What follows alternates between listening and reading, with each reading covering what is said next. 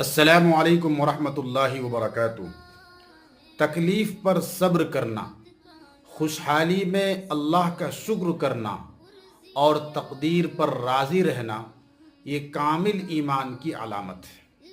चुनांचे एक रिवायत में है, अल्लाह के रसूल सल्लल्लाहु अलैहि वसल्लम सहाबा किराम के दरमियान तशरीफ़ लाए और इरशाद फरमाया कि तुम लोगों ने किस हाल में सुबह की। तो सहाबा किराम रज़ी अल्लाह अन्हुम अजमईन ने अर्ज़ किया, या रसूल अल्लाह, हमने इस हाल में सुबह की कि हम अल्लाह पर ईमान रखते हैं। तो अल्लाह के रसूल सल्लल्लाहु अलैहि वसल्लम ने दूसरा सवाल पूछा कि तुम्हारे ईमान की अलामत क्या है।